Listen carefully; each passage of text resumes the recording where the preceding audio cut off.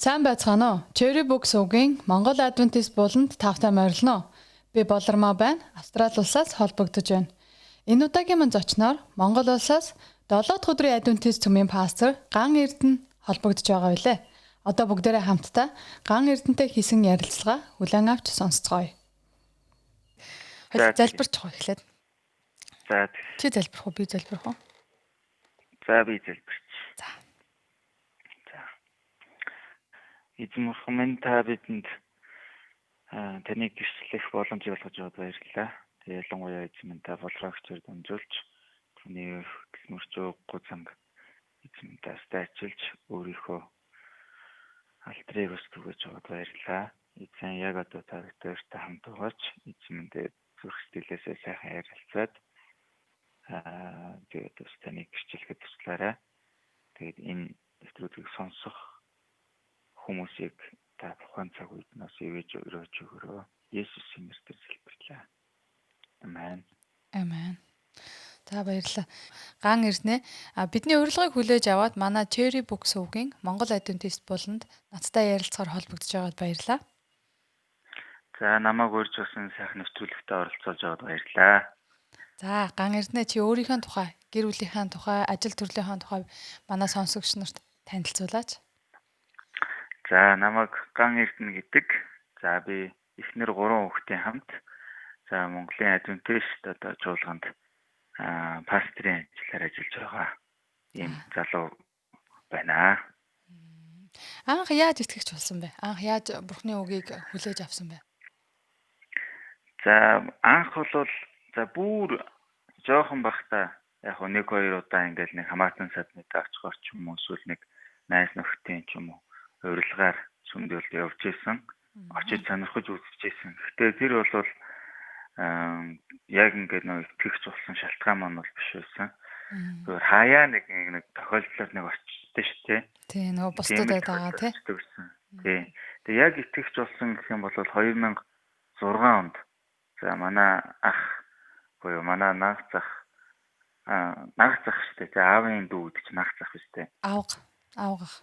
Аавгах. Аавгах маань бас сүмийн пастор хийдэг байсан. Тэгээд булганд сүмийн пастор хийдэг байсан. Тэгээд нэг удаа над руу яриад яг зуны амралт байсан л та. Тэгээд сүм дээр ингээд нэг том ажил болоод жоохон завгүй байгаад байна. Боломжтой бол нэг хурж ирээд нэг 2-7 хоног. Тухайн үед манай ахын 2 хүүхэд нь нэг жоохон байсан. Тэгээд нэг 2-7 хоног нэг 2 дүүгээ хараад өгөөч гэд.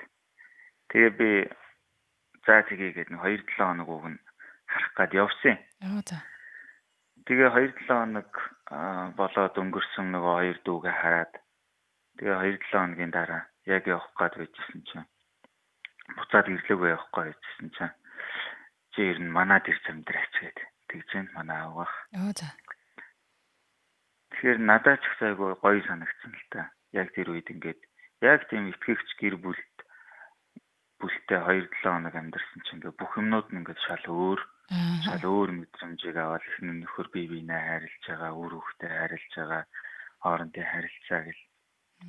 Тийм болгоо айгүй гоё санагдал.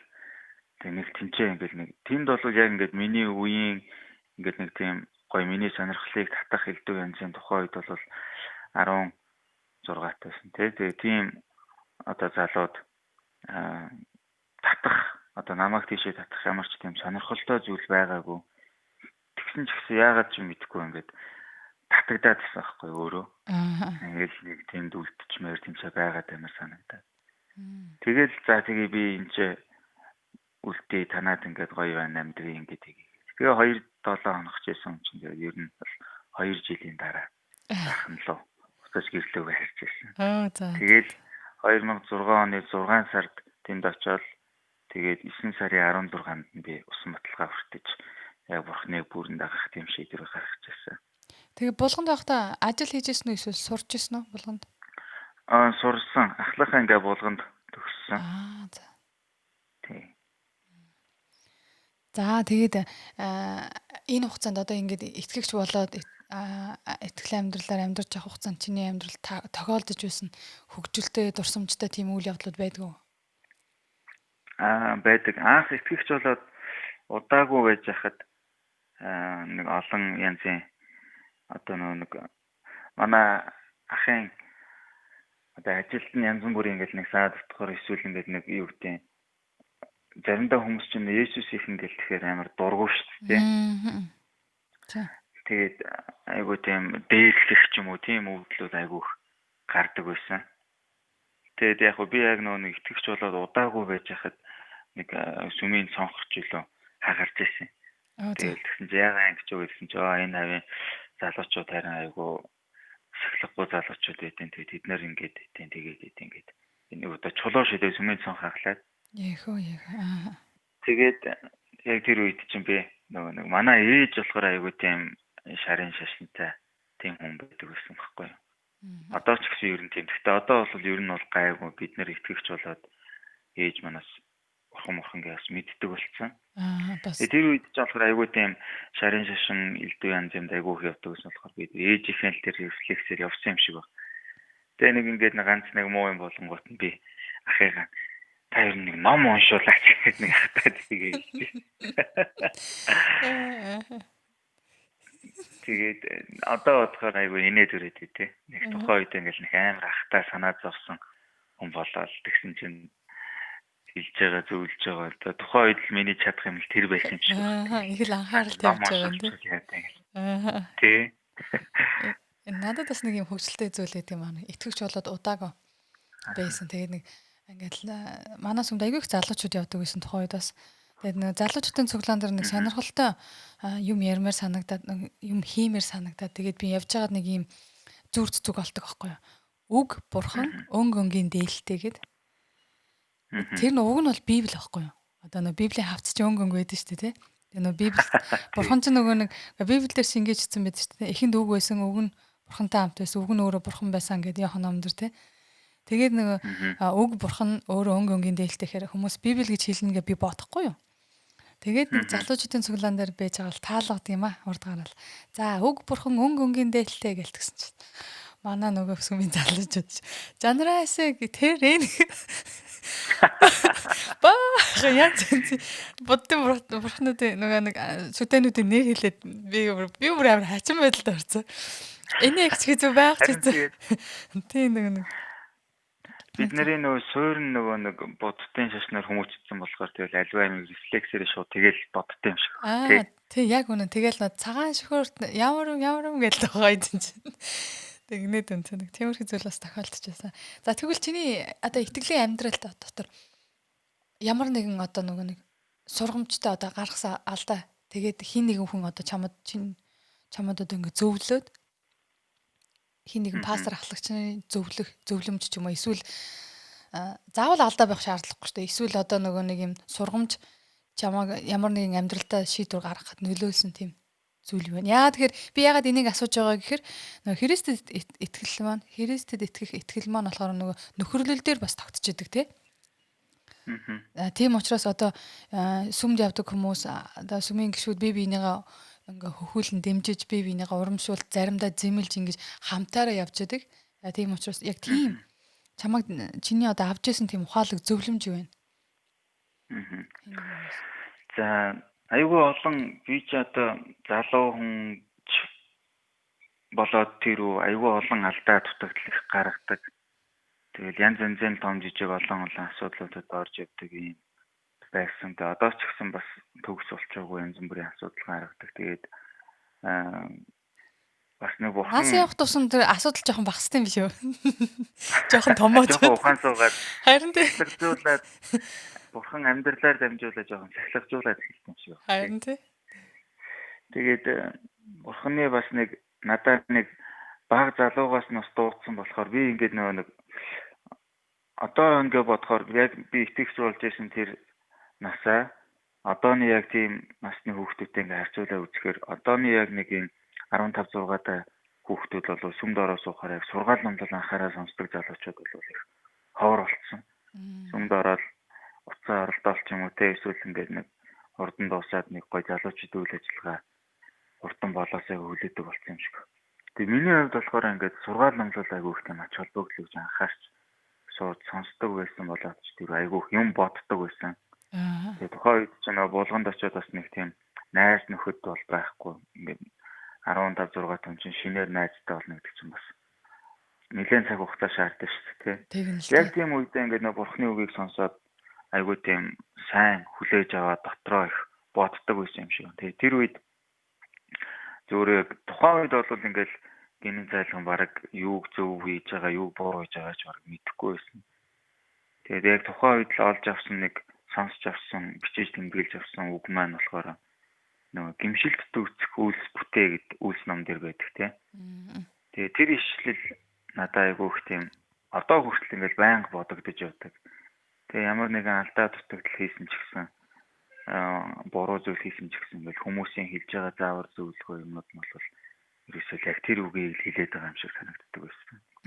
Тэгээ заримдаа одоо болохоор яг надад ингээд сүмээс явах итгэлээсээ буцах хэмжээнд хүртэл айгүй олон тийм уналтууд байсан л та. Тэгээ тэр болгон дээр ерөөсөө яг энэ үг л бодогддог байсан. Бурхан муу ерөнхийс болохоор бид нэрийг алдаа дутагдлаар мань дамжуулаад чи буруу юм хийчихгүй. За чи одоо сүмд явж болохгүй чи ийм муу хүн гэдэг ч юм уу. Ийм байдлаар холдуулах гэдэг. Тийм мэдрэмжийг төрүүлээд байдаг тий.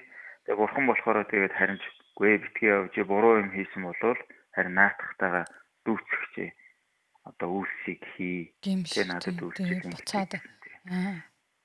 Тэр тусмаа. Тэгээд энэ нүгээр л өдөө хүртэл бас бурхнаас олдохгүй тийм алдаа дутагдал гин нүгэл хийсэн ч гэсэн ингээд тэрийг тэрэндээ гимшээд улаагаад ингээд үйлчлээд явж байгаа. Дахин давтахгүй хийгээ тий. Тийм. Яг зөв. За наадах чиг сайхан хариулт байла. За гайртнэ чи адвентист сүм одоо адвентист итгэл бишрлийн юунд нь илүү одоо бахархаж татагддаг вэ? За миний хувьд бол манай бас нэг ойрын хамаатан ингээл өөр сүм цуглаа ингээл явдаг байсан. Тэгээд олон цуглаануудаас орж гарч үзсэн. Гэхдээ яг миний хувьд бол яагаад яг энэ ч ингээ үлдэж яагаад энэ сүмийн бас итгэгч гишүүн болж байгаадаа бахархаж байна вэхээр ямар нэгэн хин нэгэн хүний санаа ороогүй яг л Библийн чиг хандлагаар явж байгаа. За дээрээс нь одоо бид нэр ингээд олж харж чаддаггүй боловч яг ингээд орчин үеийн цаг үе энэ байдалд яг энэ сүмийн сургаал үзэл баримтлал айгүй таарад байгаа. Одоо ингээд зөв хамгийн наацхан жишээ нь хүн болгон л эрүүл урт удаан амьдрах талаар бодож байна тий. Гэтэл яг үүндээ хүмүүс яг тэрнтэйгээ холбоотой зөв юм ерөөсөө яг амьдралдаа зөв хөвшлийг бий болгож чадахгүй байгаа. Яг тэр зөв хөвшлийг урт удаан амьдрах нөхцөл байдлыг одоо зааж сургаж байгаа сүм бол энэ сүмийн бас сургаал номлол үзэл баримтлууд гэж бодож байгаа. Тийм учраас энэгээр айгүйх бахархдаг. За.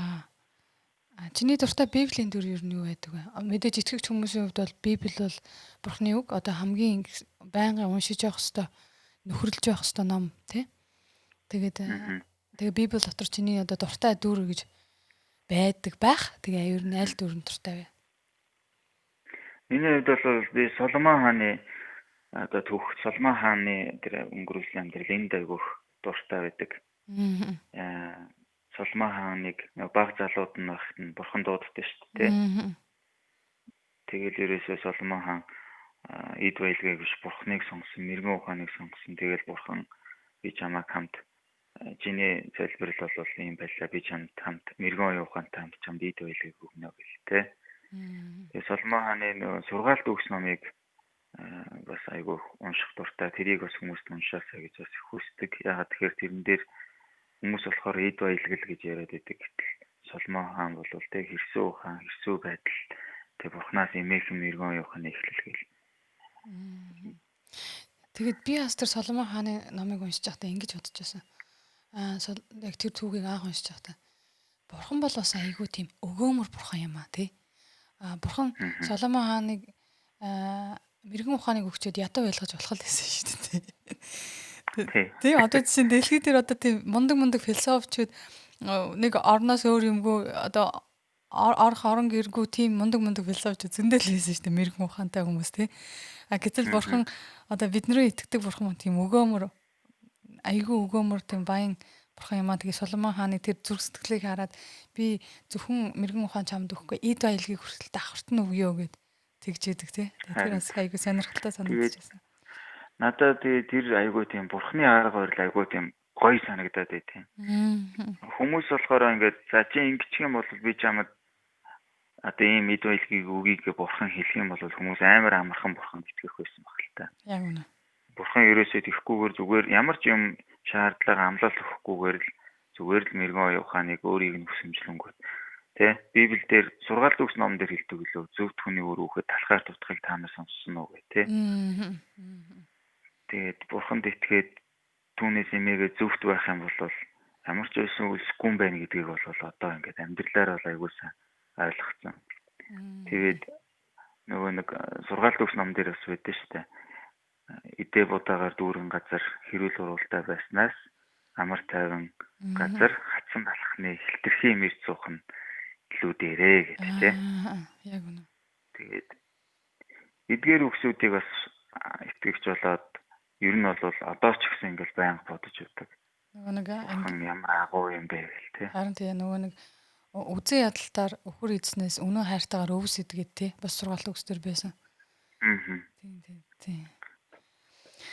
За чи одоо ингээд итгэлийн амьдралаар амьдраад одоо тодорхой хугацаанд өнгөрсөн байна. Тэгээд энэ цаг үеүүдэд одоо чи өөрийгөө би ингээ Христэд итгэх нь итгэлийн амьдралаар амьдрах нь ямар вэ гэж одоо хүмүүст хэлвэл юу гэж хэлэх вэ? Одоо хараа ингэж зааж би одоо юу гэж хэлэх гээд байгаа юм гэхээр зарим хүмүүс ингэж хардаг. Христэд итгэж болцохоор тэр зүйлүүдийг хорддог тий айгу тийм нөгөө ингээд одоо бүх ингээд нэг баригдмал байдаг ч гэх юм уу. Эсвэл Христэд итгэж болцохоор хит шашинлаг болцдог ч гэдэг юм уу. Эсвэл Христэд итгэж болох юм бол нэрэл одоо амар тайвныг авах юм байна ч гэдэг юм уу.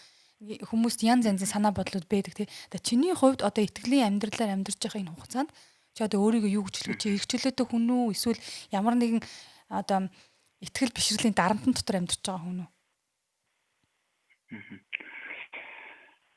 За би бол яг энэ асуултан дээр бол тухайн хүн өөрөө яг ямар байр суурин дээр хаана байгаа вэ гэдгээс шалтгаалж хариултаа хэлэх болов гэж бодож байна.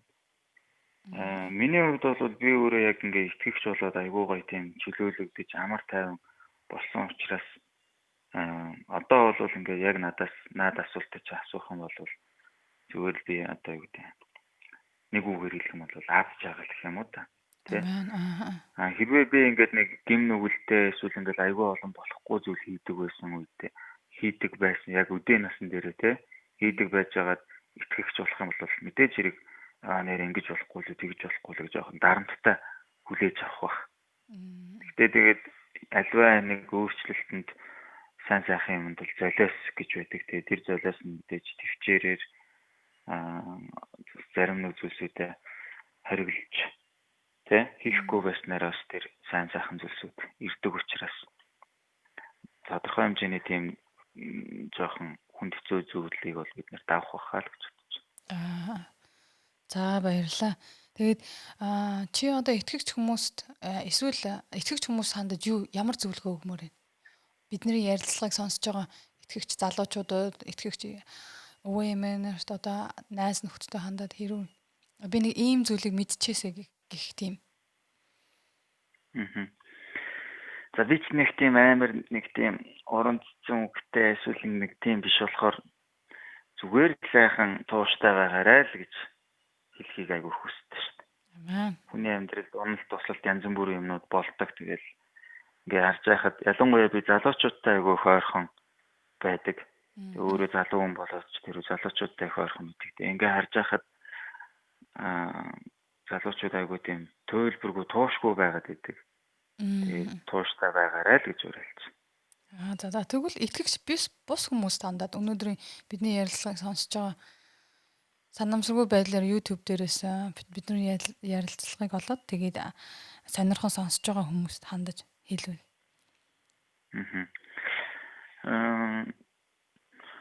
Итгэгч бус одоо яг энэ нэвтрүүлгийг сонсож байгаа хэрвээ итгэгч биш тийм хүн сонсож байгаа бол бас цаг зав гаргаад тэг хүмүүс ер нь мэдлэгийнхэн хүрээнд юмыг дүгнэх гэдэг.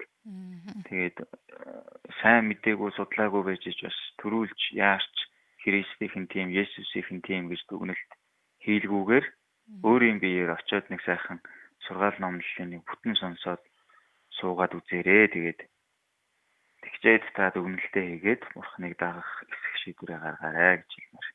Амен, амен. Яг үнэ. Наад чи өстө сайхан шийдвэр. Тэгээ би бас чинийх дээрээс нэмээд хэлэхэд Христэд итгэдэг хүмүүстэй найзлаад нөхөрлөд үз гэж хэлмээр байна те. Хэлмээр юм байна. Тэгээд тэндээс ер нь харагдана да. Одоо Христэд итгэж хүмүүс амьдрал яаж ханддгийг, одоо тэдний амьдрал, тэдний гэр бүл одоо итгэл бишрэл нь яаж явдгийг те шүүхгүйгээр зүгээр очиод хараад үзгээс хэлвэл бас сонирхолтой байх хаа. За тэгээд надтай хамт ийм сайхан ярилцлага өрнүүлсэн Гайртан пастортай баярлалаа. За танд маш их баярлалаа. Тэгээд танаа гэр бүлд болон чиний хийж байгаа ажил үйлсээс Бурхны хайр ивэл дүүрэн байх болтугай. Тэгээд миний хувьд бол их зүйлийг бодуулсан, их сайхан ярилцлага боллоо гэж би бодож байна.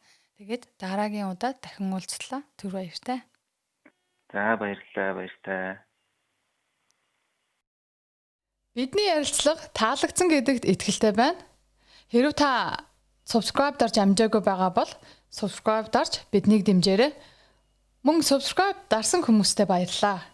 Тэгээд илүү их сайхан ярилцлагуудыг сонсохыг хүсвэл энэ товчон дээр магтандоо сонсохыг хүсвэл эдгээр товчлуур дээр дараарай. Дараа дахин уулзтлаа. Түр баяртай.